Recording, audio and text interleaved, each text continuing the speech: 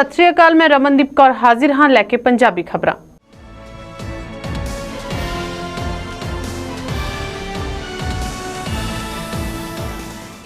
कल यानी शनिवार ਨੂੰ महानवमी का त्यौहार धूमधाम नाल मनाया जाएगा। लोगों ने अज जिथे अपने अपने घरों में मां की आराधना की, उत्थे जम्मू शहर के मंदिरों में सीमित गिणती में ही लोग पहुंचे और उन्होंने मां के मूहरे सिर झुका के अपने अपने परिवारों की सुख शांति के नाल नाल कोरोना महामारी का जल्द खात्मा होने की मन्नत मंगी।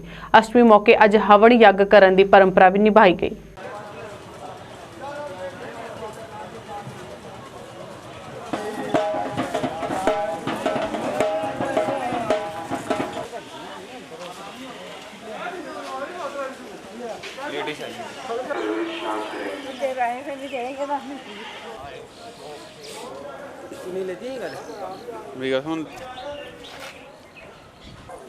दो बनारिया दिया अगरबत्ती बांध का चाहिए भाई, सिंगल सिंगल।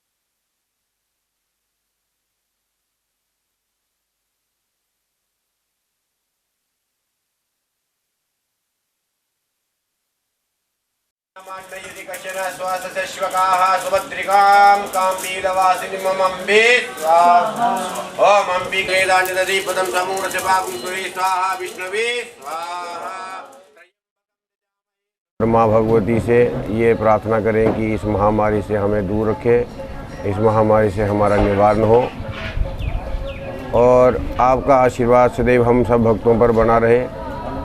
माँ भगवती के प्रसन्नता हेतु आप सब भक्त जो है ओम सर्व मंगल मांगल्ये शिवे सर्वार्थ साधिके शरण्ये त्र्यंबिके गौरी नारायणी नमोस्तुते, इस मंत्र का जाप हवन अर्चना कर सकते हैं, जिससे कि आप सब भक्तों पर माता प्रसन्न हो। कोरोना की बीमारी है, सबसे पहले तो मैं उसी के ऊपर आऊँगा कि उसको दूर करे।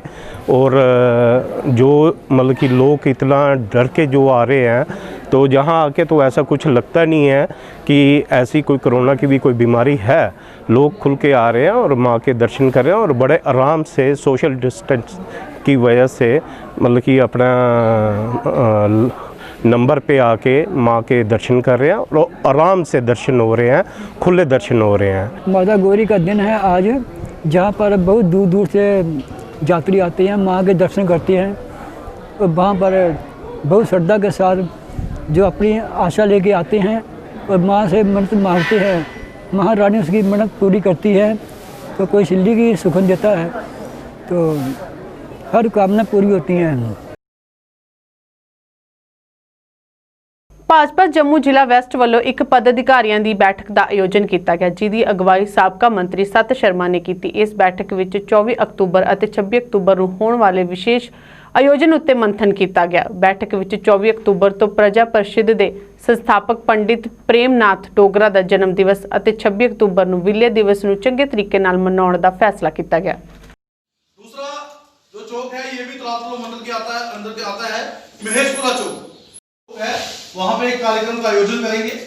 उसके बाद गुड़ा मोड़ जो विश्वकर्मा सभा जहां पे है, उसके साथ ही जो गुड़ा मोड़ चौक, वहां पे उस चौक में ध्वज भी लहराएंगे और वहां पे दीपमाला करके, दीपक जला करके 26 तारीख विलय दिवस को जो है वो मनाने का काम करेंगे। सदस्य हैं और हनी सिंह जी, ये उस चौक की जो है ये देखरेख करेंगे, वहां कार्यक्रम का आयोजन करेंगे।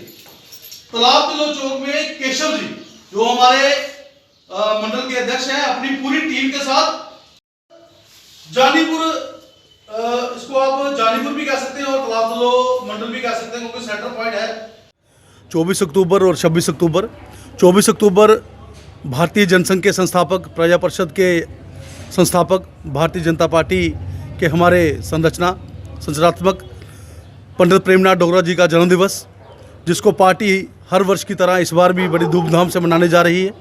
और 26 अक्टूबर भारत का, जम्मू कश्मीर का भारत के साथ विलय और धारा 370 की समाप्ति के बाद इस विलय दिवस का आना, और ख़ास तौर पर जिस दिन जम्मू कश्मीर सरकार द्वारा इस विलय दिवस के ऊपर छुट्टी का घोषणा की गई है, ये अपने आप में खास बन जाता है। भारतीय जनता पार्टी जिला जम्मू पश्चिम जिला में लगभग 20 से 25 स्थानों पर ये बड़े भव्य कार्यक्रम जो है उसका आयोजन करने जा रही है।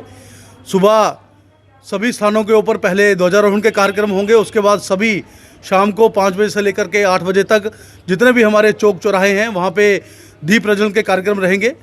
हमारे भारतीय जनता पार्टी के सभी कार्यकर्ता पूरे हर्षोल्लास के साथ इस दिन 26 अक्टूबर को एक त्यौहार की तरह मनाने जा रहे हैं।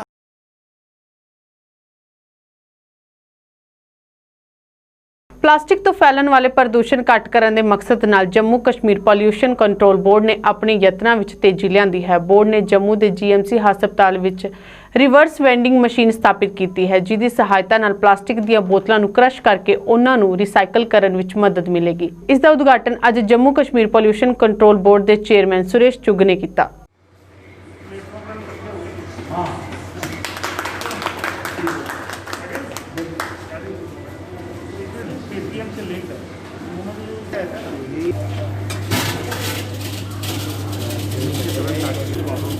हाँ ये तो है, इनको बोल दीजिएगा, फ़ोन करेगा हमारे ऑफिसर को, इनको फ़ोन करेगा, तो नहीं हमारा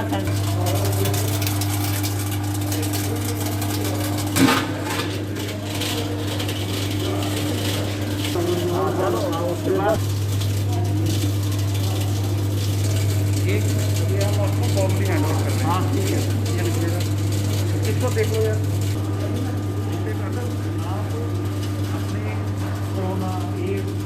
आप अवेयरनेस के लिए बोल रहे हैं, ये बड़ी अच्छी चीज़ है। ये बोलते हैं इंस्टेड ऑफ ड्रेन में डालना जो आपके एसटीपी होती है, इसको तो सारी जगह बुरी हालत है। सर मेरे को गुड़गांव अगर ये यहाँ पे ठीक हो गया तो 2 दिन रिवर्स वेंडिंग मशीन लगाई है। जैसा कि आप जानते हैं कि प्लास्टिक एक बहुत बड़ा पोल्यूशन का कारण बन रहा है, और हम लोग जो पानी पीने के लिए बॉटल्स वगैरह यूज़ करते हैं वो ट्रैश हम कहीं भी फेंक देते हैं, उसकी वजह से भी काफ़ी प्रॉब्लम होती है। नाले वगैरह ब्लॉक हो जाते हैं, सीवर्स ब्लॉक हो जाते हैं। तो ये इसकी मशीन में ये बॉटल्स जो है इसको क्रश करके इसको रीसाइकिल करते हैं, जिससे इसका फाइबर बन के टेक्सटाइल के फॉर्मेट में ये मार्केट में आता है। तो इसके लिए बॉम्बे की फॉर्म बायोक्रक्स के साथ हमने कोलैबोरेट किया है और उन्होंने ये मशीन्स प्रोवाइड की हैं। और आज जीएमसी में हमने, जहाँ की फुटफॉल काफ़ी है यहाँ पे और बॉटल कंजम्पशन भी काफ़ी है, उसके लिए ये मशीन्स जो है काफ़ी फ़ायदेमंद है। ਸਕੂਲਾਂ ਨੂੰ ਸਿੱਖਿਆ ਦੇ ਮੰਦਰ ਦਾ ਦਰਜਾ ਦਿੱਤਾ ਗਿਆ ਹੈ, ਪਰ ਅਰਨੀਆ ਦੇ ਵਾਰਡ ਨੰਬਰ 4 ਦੇ ਲੋਕਾਂ ਨੇ ਸਿੱਖਿਆ ਦੇ ਮੰਦਰ ਨੂੰ ਕੂੜਾਦਾਨ ਬਣਾ ਦਿੱਤਾ ਹੈ। ਇਸ ਨਾਲ ਸਕੂਲ ਪ੍ਰਸ਼ਾਸਨ ਤਾਂ ਪਰੇਸ਼ਾਨ ਹੀ ਹੈ, ਨਾਲ ਹੀ ਆਲੇ ਦੁਆਲੇ ਦੇ ਦੁਕਾਨਦਾਰ ਵੀ ਬਹੁਤ ਦੁਖੀ ਹਨ। ਲੋਕਾਂ ਰਾਹੀਂ ਇੱਥੇ ਗੰਦਗੀ ਸਿੱਟਣ ਨਾਲ ਬਿਮਾਰੀਆਂ ਦਾ ਖਤਰਾ ਮੰਡਰਾਉਂਦਾ ਰਹਿੰਦਾ ਹੈ। ਸਕੂਲ ਪ੍ਰਸ਼ਾਸਨ ਰਾਹੀਂ ਸਮੇਂ-ਸਮੇਂ ਤੇ ਸਫਾਈ ਜ਼ਰੂਰ ਕੀਤੀ ਜਾਂਦੀ ਹੈ, ਪਰ ਤਾਂ ਵੀ ਲੋਕ ਸੁਧਰਨ ਦਾ ਨਾਂ ਨਹੀਂ ਲੈ ਰਹੇ। ਦੂਜੇ ਪਾਸੇ ਸਥਾਨਕ ਪਾਰਸ਼ਦ ਵਾਰਡ ਵਿੱਚ ਕੂੜਾ ਸਿੱਟਣ ਦੇ ਪ੍ਰਬੰਧ ਕਰਨ ਦੀ ਬਜਾਏ ਸਕੂਲ ਪ੍ਰਸ਼ਾਸਨ ਨੂੰ ਹੀ ਜ਼ਿੰਮੇਵਾਰ ਕਰਾਰ ਦੇ ਰਹੀ ਹੈ।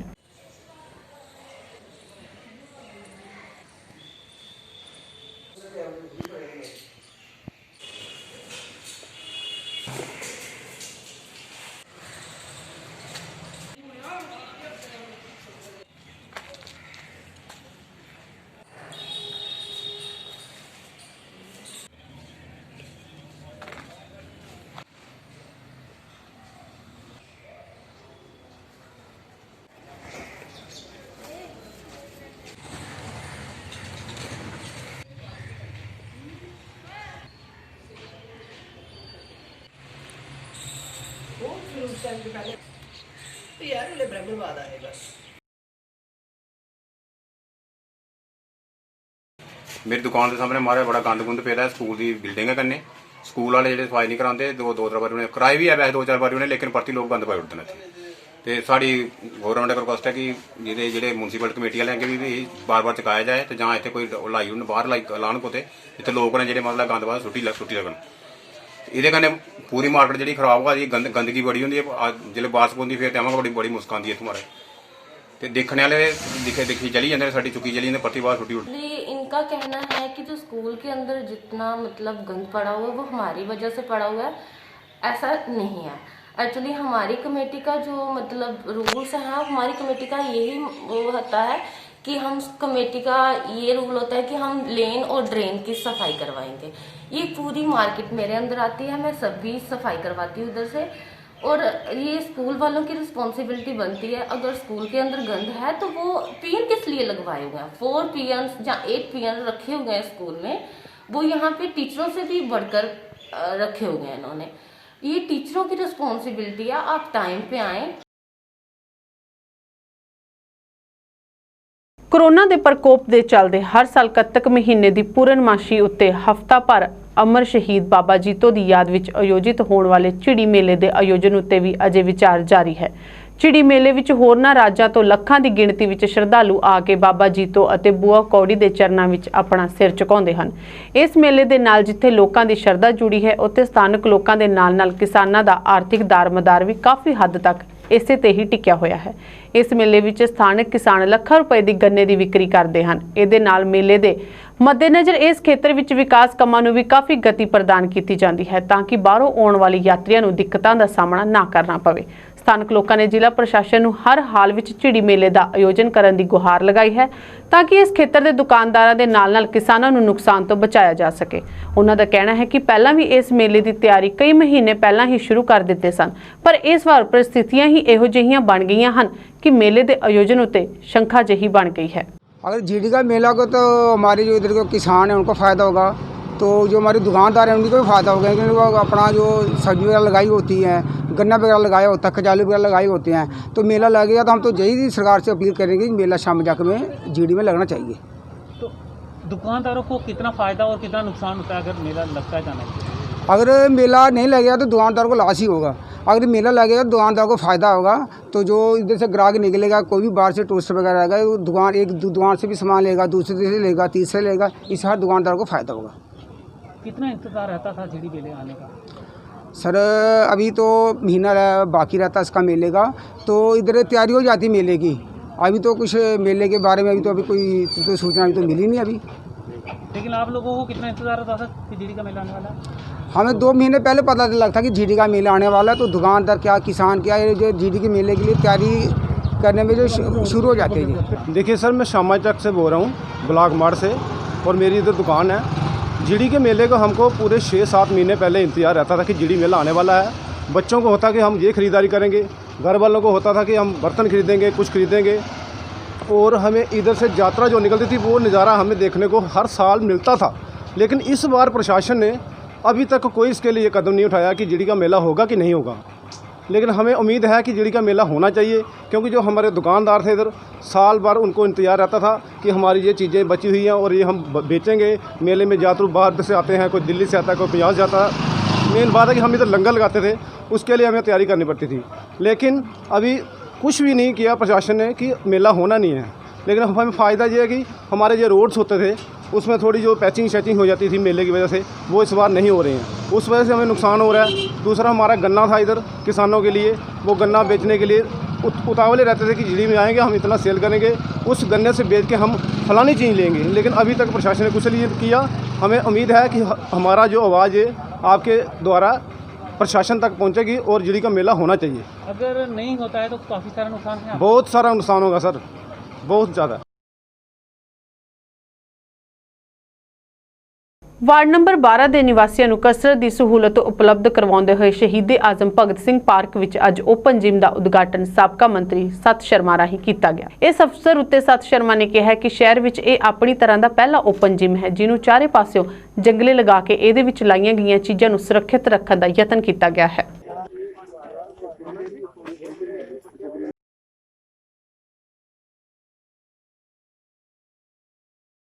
एक जिम जो ऑलरेडी जिसका शुभारंभ हम सब कर चुके हैं लेकिन बहुत अच्छा लगा कि जिस तरीके से first of its own kind Bhagat Singh शहीद आजम Bhagat Singh park ward number 12 में इस जिम के नीचे टाइल्स का लगाना और पूरे के पूरे जिम को जो है अलग से कवर करना जंगले लगाकर अपने आप में दर्शाता है कि किस तरीके से हमारे ऑनरेबल कारपोरेटर सदा से चिंतित हैं कि जो भी पैसा जम्मू म्यूनिसिपल कॉरपोरेशन के माध्यम से लगता है, जहां हमारे पूर्व फंड्स में से भी लगा है, उनकी देखरेख करना ये अपना कर्तव्य समझते हैं।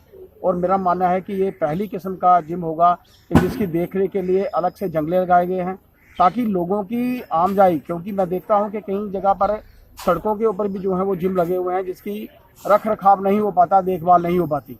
ओपन जिम है, पार्क में लगा हुआ है, जिसके चलते कई दिक्कतें हो सकती हैं, खराबी भी हो सकती है, लेकिन प्रॉपर प्लेटफॉर्म के ऊपर बनने के बाद और जंगले लगने के बाद मेरा मानना है कि ये जिम जो है, जिम की मशीनरी जो है वो सुरक्षित रहेगी। ਜ਼ਿਲ੍ਹਾ ਰਿਆਸੀ ਵਿੱਚ ਲਗਭਗ 1 ਸਾਲ ਤੋਂ ਸਾਰੀਆਂ ਨਦੀਆਂ ਅਤੇ ਨਾਲੇ ਖਨਨ ਲਈ ਬੰਦ ਹਨ। ਹਾਲਾਂਕਿ ਟੈਂਡਰ ਹੋ ਚੁੱਕਿਆ ਹੈ ਅਤੇ ਟੈਂਡਰ ਹਾਸਲ ਕਰਨ ਵਾਲੇ ਠੇਕੇਦਾਰਾਂ ਨੇ ਅਜੇ ਕੰਮ ਸ਼ੁਰੂ ਨਹੀਂ ਕੀਤਾ, ਪਰ ਇਹਦੇ ਬਾਵਜੂਦ ਖਨਨ ਮਾਫੀਆ ਦੇ ਹੌਸਲੇ ਬੁਲੰਦ ਹਨ। ਜੇਕਰ ਇਹ ਆਖਿਆ ਜਾਵੇ ਕਿ ਖਨਨ ਮਾਫੀਆ ਹੁਣ ਰਿਆਸੀ ਪ੍ਰਸ਼ਾਸਨ ਅਤੇ ਪੁਲਿਸ ਦੀ ਮਿਲੀ ਭੁਗਤ ਨਾਲ ਧੜੱਲੇ ਨਾਲ ਦੁੱਗਣੀ ਕਮਾਈ ਕਰ ਰਿਹਾ ਹੈ ਤਾਂ ਕੁਝ ਗਲਤ ਨਹੀਂ ਹੋਵੇਗਾ। ਇਹ ਮਾਮਲਾ ਰਿਆਸੀ ਦੇ ਲਾਗਲੇ ਸਲਾਲ ਹਿਸਨਾ ਇਲਾਕੇ ਦਾ ਹੈ, ਜਿੱਥੇ ਚਨਾਬ ਦਰਿਆ ਦੇ ਨੇੜੇ ਤੋਂ ਜੋਰਾ ਸ਼ੋਰਾ ਨਾਲ ਰੇਤ ਚੁੱਕੀ ਜਾ ਰਹੀ ਹੈ। ਪ੍ਰਸ਼ਾਸਨ ਨੂੰ ਸਿਰਫ ਇਹ ਦੱਸਿਆ ਗਿਆ ਸੀ ਕਿ ਇਹ ਸਪਲਾਈ ਰੇਲਵੇ ਅਤੇ ਹੋਰ ਸਰਕਾਰੀ ਕੰਮਕਾਜ ਦੇ ਲਈ ਹੈ, ਜਦਕਿ ਸੱਚ ਇਹ ਹੈ ਕਿ ਕੇਵਲ ਕੁਝ ਕੁ ਵਾਹਨ ਹੀ ਰੇਲਵੇ ਜਾਂ ਫਿਰ ਸਰਕਾਰੀ ਕੰਮ ਧੰਦੇ ਦੇ ਲਈ ਪਹੁੰਚ ਰਹੇ ਹਨ। 100 ਦੇ ਲਗਭਗ ਵਾਹਨ ਸੜਕਾਂ ਦੇ ਕੰਢੇ ਡੰਪ ਹੋ ਰਹੇ ਹਨ। ਹੋਰ ਤਾਂ ਹੋਰ ਆਮ ਲੋਕਾਂ ਵਿੱਚ ਇਹ ਮਟੀਰੀਅਲ ਦੁੱਗਣੇ ਤਿੱਗਣੇ ਰੇਟਾਂ ਤੇ ਮਿਲ ਰਿਹਾ ਹੈ। ਇਸ ਬਾਬਤ ਕੀ ਕਹਿਣਾ ਹੈ ਸਥਾਨਕ ਲੋਕਾਂ ਦਾ, ਆਓ ਵੇਖਦੇ ਹਾਂ।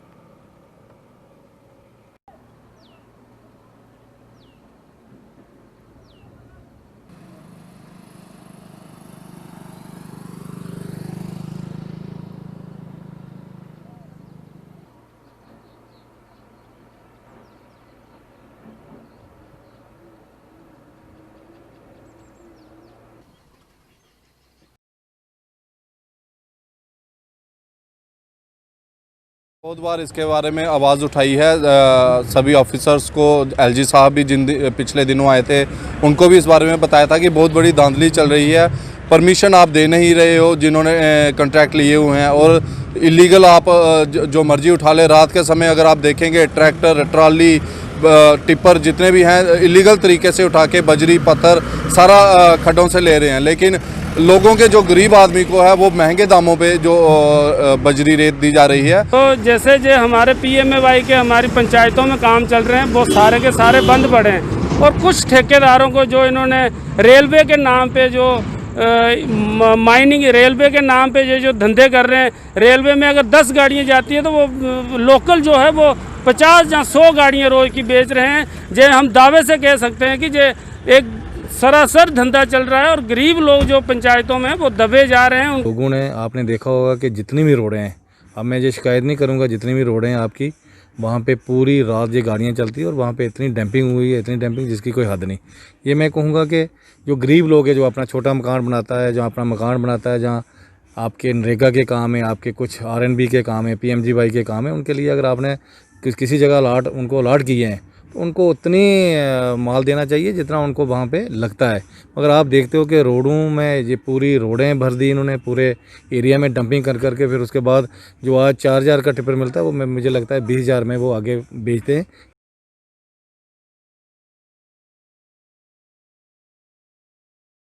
ਜੰਮੂ ਦੇ ਵਾਰਡ ਨੰਬਰ 73 ਭੋਰ ਕੈਂਪ ਦੇ ਲੋਕਾਂ ਨੇ PWD ਉੱਤੇ ਅਣਦੇਖੀ ਦਾ ਆਰੋਪ ਲਗਾਇਆ ਹੈ। ਲੋਕਾਂ ਦਾ ਆਰੋਪ ਹੈ ਕਿ ਉਹਨਾਂ ਦੇ ਵਾਰਡ ਵਿੱਚ ਸੜਕ ਦੀ ਬੁਰੀ ਹਾਲਤ ਹੈ, ਪਰ ਵਿਭਾਗ ਇਹਦੀ ਮੁਰੰਮਤ ਨੂੰ ਲੈ ਕੇ ਕੋਈ ਕਦਮ ਨਹੀਂ ਚੁੱਕ ਰਿਹਾ ਹੈ।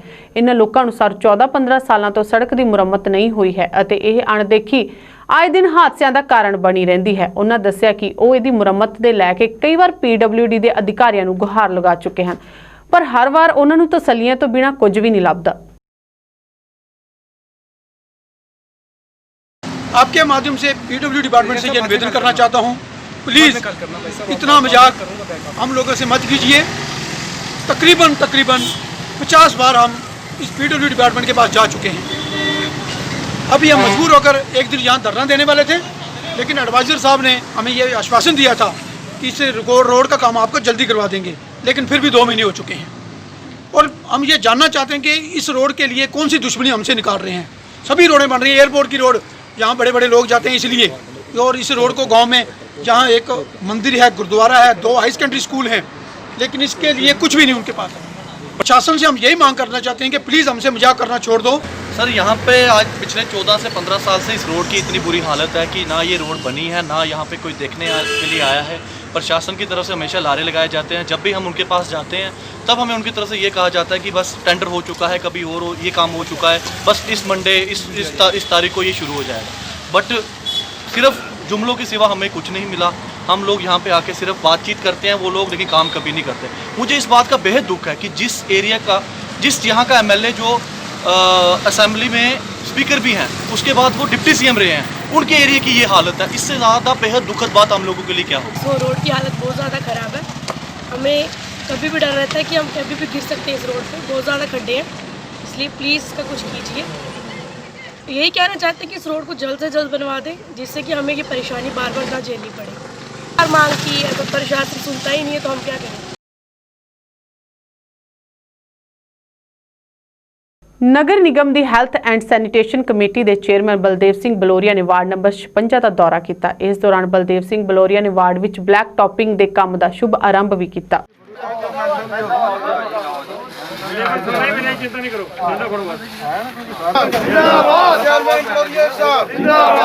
भारतीय जनता पार्टी गंगियाल और वार्ड नंबर 56 और इसके आगे पीछे से वार्ड के गति को आगे बढ़ाते हुए आज हमने एकता विहार की लेन नंबर 4 की ब्लैक टॉपिंग का काम शुरू किया है। इससे पहले भी हमने जो नीचे वाली साइड एकता विहार पड़ता है गुरुद्वारे के आगे पीछे, उन गलियों में भी सभी में ब्लैक टॉपिंग कर दी है। तो इसके साथ साथ एक इनकी गली जो जिसको बर्मी वाली गली एयरफोर्स के साथ कहते हैं, और इसके साथ एक और गली इनकी 2 बची हैं, उनका भी हम इसी नवंबर महीने से पहले उसकी ब्लैक टॉपिंग का काम हो जाएगा। ਜੰਮੂ श्रीनगर ਹਾਈਵੇ ਦੇ ਮੁਗਲ ਰੋਡ ਉੱਤੇ ਅੱਜ ਪੇਸ਼ ਆਏ ਸੜਕ ਹਾਦਸੇ ਵਿੱਚ 2 ਲੋਕਾਂ ਦੀ ਮੌਤ ਹੋ ਗਈ ਹੈ। ਇਹ ਹਾਦਸਾ ਉਦੋਂ ਵਾਪਰਿਆ ਜਦੋਂ ਕਸ਼ਮੀਰ ਤੋਂ ਜੰਮੂ ਵੱਲ ਆ ਰਿਹਾ ਇੱਕ ਟੈਂਕਰ ਚਾਲਕ ਰਾਹੀਂ ਨਿਰੰਤਰ ਗਵਾ ਦੇਣ ਨਾਲ ਪੁੰਛ ਦੇ ਨੇੜੇ ਪੋਸ਼ਾਨਾ ਇਲਾਕੇ ਵਿੱਚ ਇੱਕ ਡੂੰਗੀ ਖਾਈ ਵਿੱਚ ਜਾ ਡਿੱਗਿਆ। ਇਸ ਹਾਦਸੇ ਵਿੱਚ ਟੈਂਕਰ ਦੇ ਚਾਲਕ ਅਤੇ ਸਹਿ ਚਾਲਕ ਦੋਵਾਂ ਦੀ ਦਰਦਨਾਕ ਮੌਤ ਹੋ ਗਈ। ਟੈਂਕਰ ਦੇ ਚਾਲਕ ਦੀ ਪਛਾਣ ਤਰਵਿੰਦਰ ਸਿੰਘ ਨਿਵਾਸੀ ਜੰਮੂ, ਜਦਕਿ ਸਹਿ ਚਾਲਕ ਦੀ ਪਛਾਣ ਮੰਗਲ ਸਿੰਘ ਨਿਵਾਸੀ ਡੋਡਾ ਦੇ ਰੂਪ ਵਿੱਚ ਕੀਤੀ ਗਈ ਹੈ।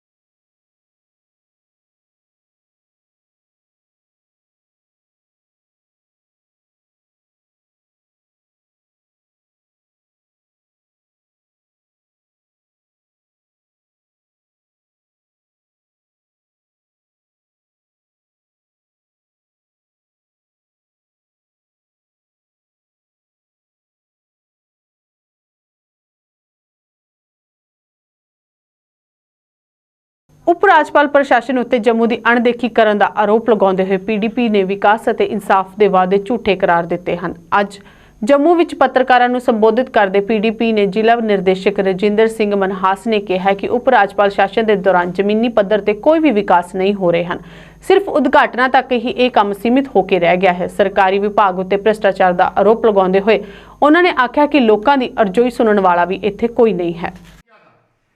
बड़े बड़े लीडरों जाके वहां रिबन काटे, आज वो कहां पर है जम्मू वासी पूछ रहे हैं।